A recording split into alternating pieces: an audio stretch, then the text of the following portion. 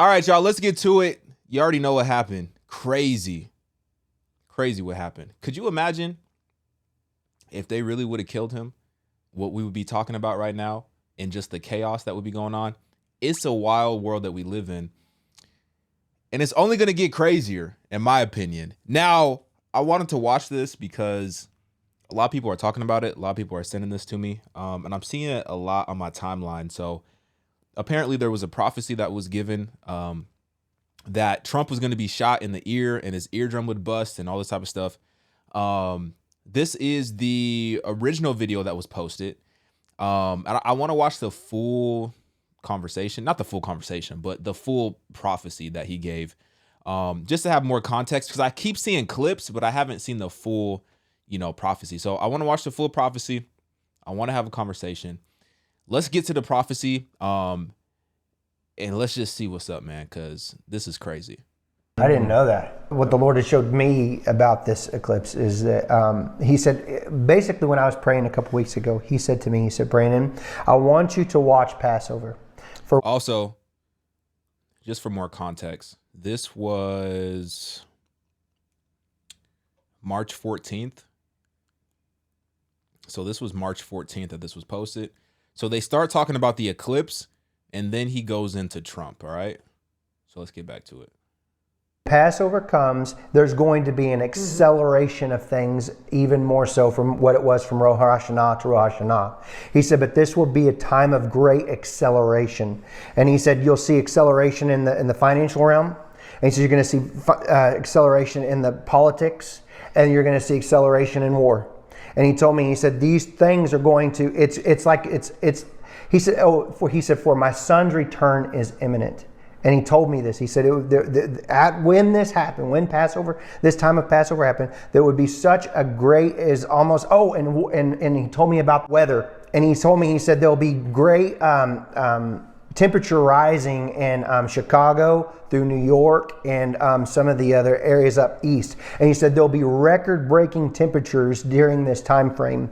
And he warned me about storms, long-track tornadoes, and for the body of Christ to take their authority over these storms, because they would be these tornadoes, they'll be the largest tornadoes we've ever seen in history, potentially, being long-track tornadoes. And then he said microburst. He was talking about 150 mile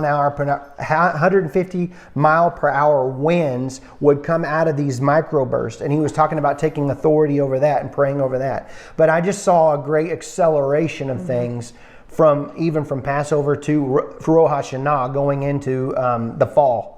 And that there would be through the United States, and then I saw you, Pastor Steve. The Lord said He was opening up major doors for you, more than what you realize, and that you were called more into the political arena than whatever you expected. That this would be a season of great promotion with open doors. And that you would go and you would start speaking at churches, and you would have an anointing on you like the old patriots. You said you saw me as an old guy. Yeah, but it was not necessarily an old guy. It was like a mantle of telling people in these old churches, like trying to reform America again, bringing back America. Because the Lord told me, He said, I am not done with America. Amen. He said there's going to be a new wave of patriotism coming out, and that's whenever I saw Trump, and I saw a red wave coming out of Michigan, and then I saw Oklahoma, and there was embers of people, and they were all on they had torches all throughout Oklahoma, and they were raising up these torches that looked like fire, and they were bringing forth a new patriotism upon the nation, and it was being birthed, and it just kept spreading like fire all throughout America, all throughout. And I saw Trump rising up, and then I saw an attempt on his life. This bullet flew by his ear, and it came so close to his head that it busted his eardrum. And I saw he fell to his knees during this time frame, and he started worshiping the Lord. He got radically born again during this time frame. I'm talking people say he's saved now, but he becomes really on fire for Jesus, for what I saw coming. And then I saw people interceding when I saw him winning the presidency through great. The Lord showed me it would go clear into the summer. Great persecution would come on him through the judges and through the law and all these people trying to sue him and all this stuff. But there would be a stop to it, and things would start to break free come toward the fall. And then I saw him winning the election through the Patriots coming out and voting, and then there will be a great economy crash.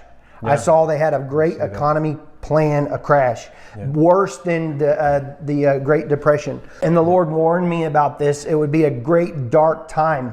But I saw paddles coming upon America's soil like a shocking of the soil. And I saw Donald Trump praying in the office of the Oval Office, and he was weeping before the Lord with his hands on his head like this, but he was weeping. And there was ministers and people, I don't know if they were senators or Congress people or whatever. I just saw them pacing and back and forth inside of the White House. I'm sorry, what is the White House? But it's the Oval Office. Yeah. And they were interceding all inside there, and I could feel the presence of the Lord so strong on this. And then I could see that darkness that was the heaviness upon America with the financial crisis of what I saw coming. It started to lift above the trees, and I saw the blue and the things coming back out, and the green times and the good times coming back again. But the Lord said it would be forth a time of a season of a shaking, and it would be a shaking to awaken. And in this, this would basically that He was not done with America. There would be a great revival come, and it's not all doom and gloom. That's what He said. The sky's not falling. There's a time of, it's like people would say, this is judgment. And the Lord said, do not call this judgment. It's not my judgment. It's a correction. There's correction coming. I want to ground it in the Word of God. The timing of what Brandon just said is very much in the Revelation 6 timeline. Mm-hmm. We've gone through the white horse. We're going through the red horse. Okay. I think that was his full message. Well, hold on. There might be a little bit more. One of the visions I've had, I saw the New Madrid earthquake. Yeah. And I saw, and if it's so big when it happens that the Mississippi River is actually, it goes out another direction. Did you know that happened in 1811? Okay.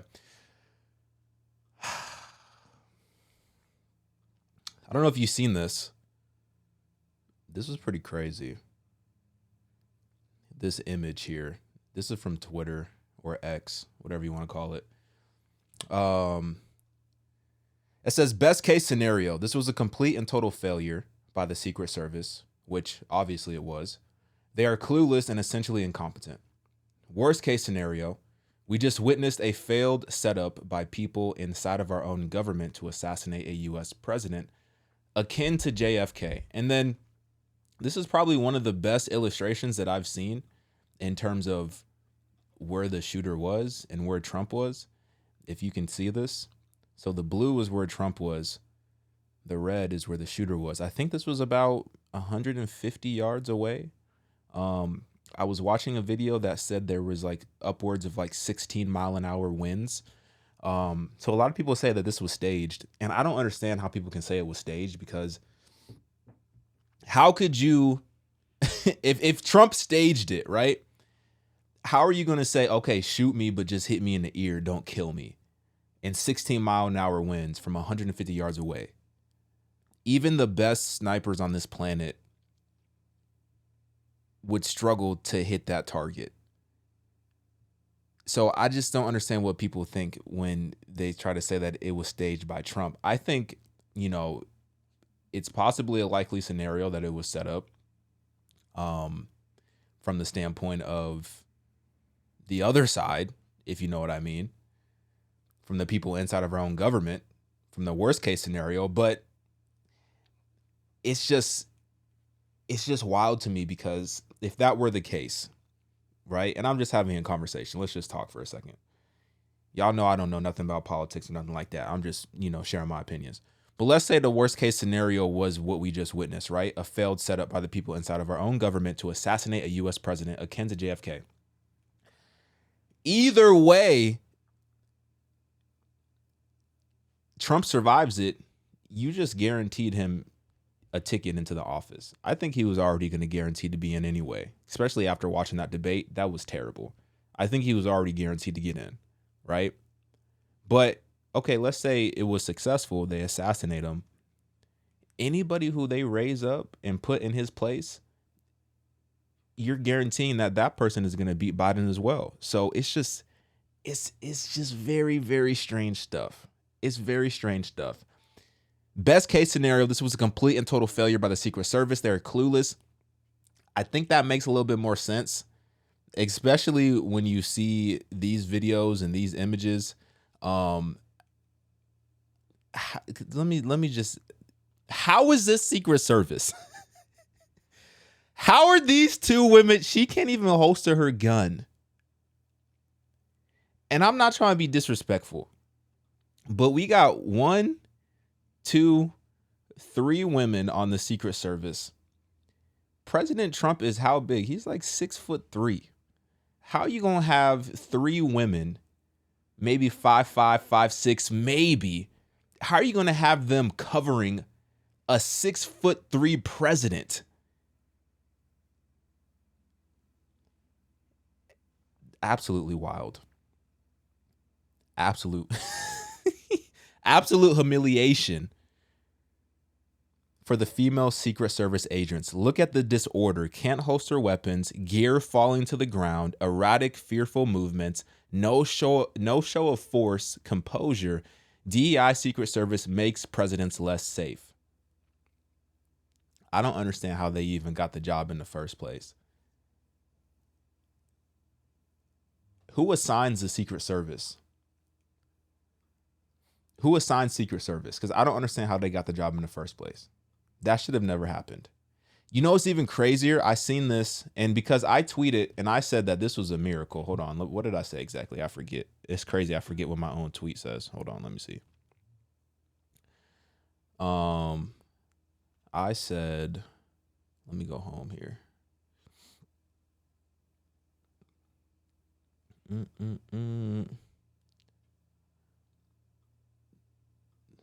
Bruh. So this is what I said. And I was in, where was I at? I was, oh my gosh. I was literally with my family. We went up to Newport Beach. I was chilling on the beach, right? I see the video and I said, yeah, Trump got angels protecting him because that was a miracle. That was literally a miracle. It was literally a miracle. And when you see this image as well, this video right here, let me play this video.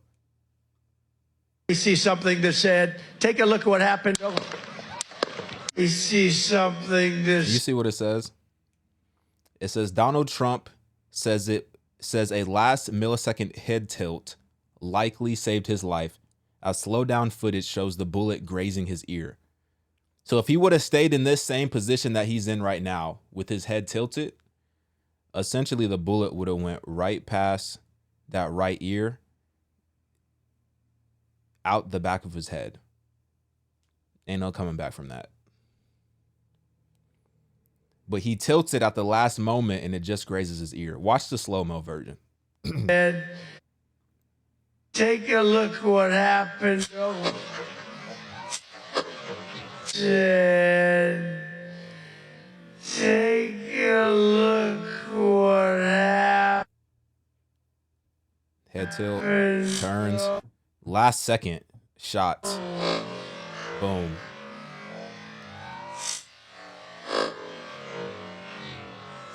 Crazy. We see something. That is crazy. Absolutely wild. Literally a miracle. Even Vivek was saying the same thing too. Let me play this video from Vivek. I personally believe that God intervened today, not just on behalf of President Trump, but on behalf of our country. If you think about this, 1 centimeter's distance in the path of a bullet was the future of not only Donald Trump's life, but I think the life of the United States of America. Imagine what we would be talking about today were it not for a hair's length difference in the path of a bullet. And I think that that's frightening. And I think that this is a moment for us all to step back. I don't care if you're Republican or Democrat, voting for Biden, voting for Trump, it doesn't matter. This is a moment where if one positive thing comes out of this otherwise near tragedy, let it be this, that first of all, we saw a president, a commander-in-chief, who in his most vulnerable moment, you saw it unvarnished. He stood up, he took the fire, he took the hit, and still stood up for the people who he stepped up to represent. And I think the other thing we have to take away is that this is unacceptable in the United States of America. This is not who we are. Disagree or not, we settle our differences peacefully through free speech and open debate, not this way. And so if one silver lining comes out of tonight, let it be that. And I hope that we begin the process of healing as a country while avoiding what could have been a national disaster that really, without exaggeration, could spell the end of the United States as we know it had this gone a different direction. I personally... Yeah, I think that's true. Could you imagine what would have happened if they would have killed him? What does it say? Doctor says it's a miracle. What's this? Listen. Oh, wait, hold on. He had literally been looking slightly differently, a little bit more towards the crowd.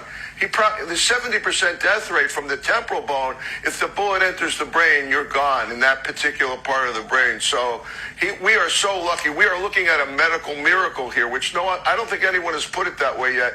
This is a medical miracle that it grazed his ear and didn't go into the brain. Unbelievable. And such a stirring sign from God that he recovered. You heard the doctor. That's crazy. There's this video too. Let me play this video. There's a couple curse words in this video, so just be prepared. Anyone who's saying this was staged has clearly never touched a gun in their entire lives. Look, you go to a gun range, usually you're going to be shooting from 25 yards away. This is what 25 yards looks like. Keep that in mind. Experienced gunmen would get like this spread from 25 yards. At this point, with that area, your brain is just a bullet now. So this is 25 yards. Keep that in mind. The shooter was shooting from 150, 140 yards. You're telling me Trump was like, yo, aim for my ear from 400 feet. Aim for my ear. I think even this dude would have fucked that up. Okay, there's no way. Not even to mention the drop, the wind gust, which was 13 miles an hour. So yeah, no way this shit was staged. 13 mile an hour wind gust. Actually, the shot was on target. He just turned at the last moment.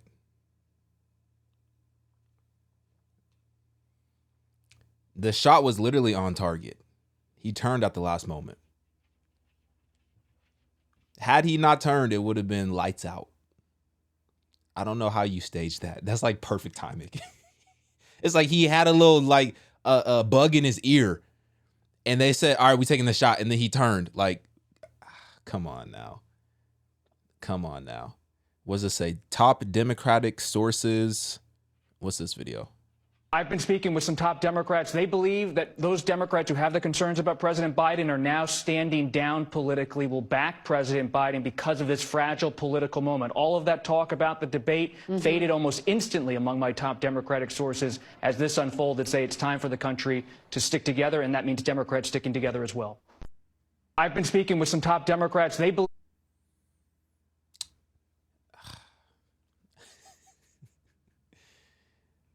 I mean, I think they know it's over at this point. It's over. I'm thinking something crazy. You know what's crazy? Had that have been Biden, and they wouldn't even have put Biden in that situation in the first place because his Secret Service is way more competent than the one that they provided for Trump, and that's intentional. But had that been Biden, took that same shot to the ear, I don't know if Biden would have made it from that, bro. I don't think Biden would have made it. Even from the ear shot, because he either would have had a heart attack, and I'm not wishing it on nothing. I'm just saying it is what it is. If Biden would have took that same ear shot, he probably would have had a heart attack, or he probably would have fell and hit his head or something, and it would have been lights out. It's crazy. It's crazy. It's crazy. It's crazy. Now, I said this because I was asking the question on Instagram. Well, not asking the question. I said on Instagram, I was like, bro, I'm not even going to vote because after watching the debate, I was like, man, I'm not even going to vote because I didn't like what I seen from either Trump or Biden. And it was never a thought in my mind to vote for Biden. That was never going to be a possibility. But I just didn't really like what I was hearing from Trump either. But I don't even know what to make of it now, because call it what you want to call it.